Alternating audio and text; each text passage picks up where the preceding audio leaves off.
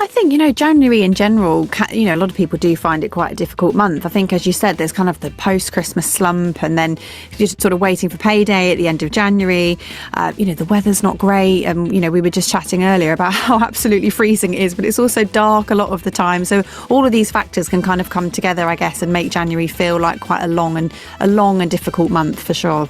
And obviously we all want to enjoy Christmas as well and indulge a little bit too. But as you said, maybe, I guess, planning ahead a little bit and just generally thinking about simple things that you could change within your lifestyle to just make yourself feel as physically well and then mentally well as possible in the lead up to January. But it's a tricky one because I think you do want to also enjoy your time over Christmas, as I said, maybe indulge a little bit, but it doesn't have to be big changes. I think that's kind of part of what I wanted to say today really, is just trying to think about the small things that you can make changes to. Simple things like getting your 5 fruit and veg a day.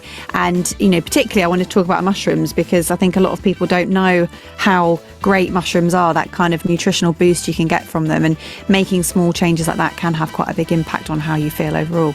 A lot of the mushrooms that we have in our supermarkets here are grown in the UK or in Ireland, and so I think it's a lovely kind of way to incorporate a very nutritional food into our diets that's very easy to come by. It's budget friendly as well, low in fat. They've got protein, folate, B vitamins, selenium. They're absolutely packed full of goodies.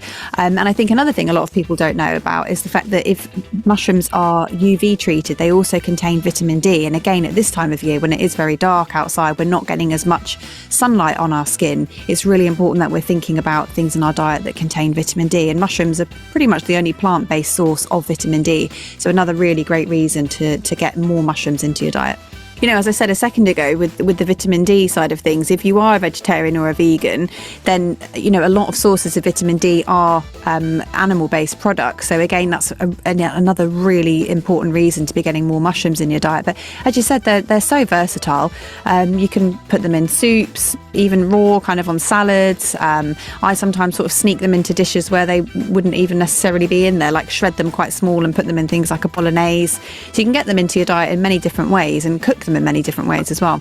For me, it's those small things, as I said. So I always try and get out and do a walk each day, even if it's for only 10 or 15 minutes. And we live sort of quite near where the kids go to school, so I make an effort to try and walk to pick them up from school.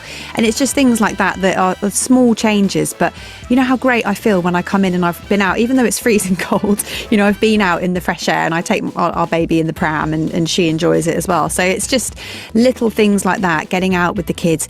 It's tricky because there's less to do, isn't there, in January when it's cold, whereas in the summer you might go to the park and things like that. It's a bit more limited. But I do think just, whether it is, as I said, walk and pick the kids up from school, go for a quick walk outside, perhaps walk to the shops, or small things like that do make a difference for sure. Just that family time, and I'm a big advocate for just talking to each other. And it sounds silly, but making that time to actually sit and listen, because life is so busy. As you said, we are on screens a lot because that's where a lot of life is, whether it's work or, emails from the school or admin, whatever it is, actually putting those down and having that time together. So for me, I have quite a strict rule in our house about meal times, that we all have to sit around the table and talk to each other and actually listen. And what happened in your day today? What was good? What wasn't so good? Because that's the time, I think, when you hear those little nuggets of information from your kids that, actually, this happened at school, this was great, or, this wasn't so good. And actually being there and listening to them is so, so important for your well-being in general. And I think it sets them up good habits as well for adulthood, actually being able to open up and talk as a family. And for me, it's so, so important. I can't kind of overstate that enough.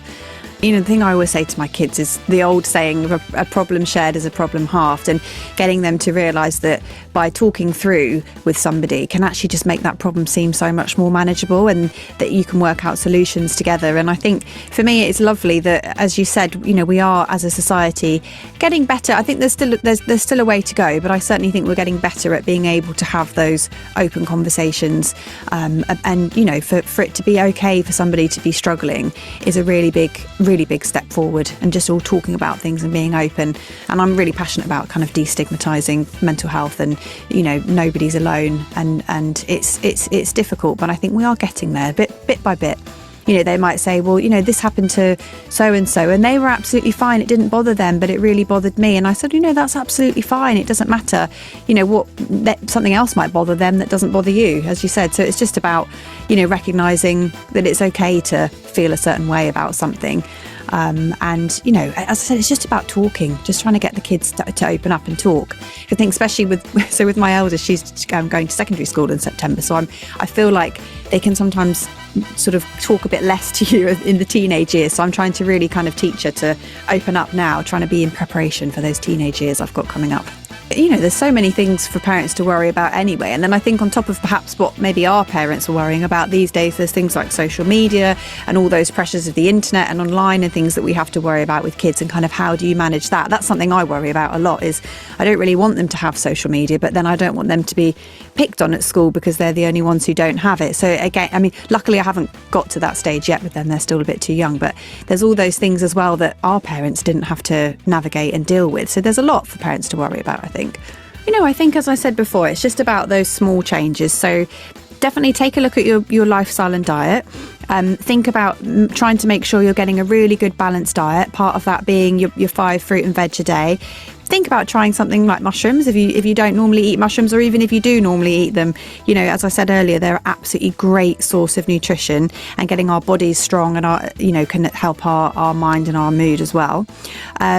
As I said earlier, trying to get outside, enjoying the outdoors, maybe if you can exercise a couple of times a week, but also feeling, okay about taking some time out for yourself, whether that's to do something that you want, something that you enjoy, spending time with the family, and not feeling guilty about that. I think we can take a lot of comfort and get a lot of joy from the people that we love, all the things that we love doing. So try and make some time to do something that you like. I think that always boosts your mood as well. As well, as a parent, you can sometimes feel guilty about wanting to have that me time. But it's a cliche, but I say it all the time. You've got to look after yourself to be able to look after other people as well. So, yeah, I think me time's underrated. Or family time. If you want to make it family time, that's just as good, I think.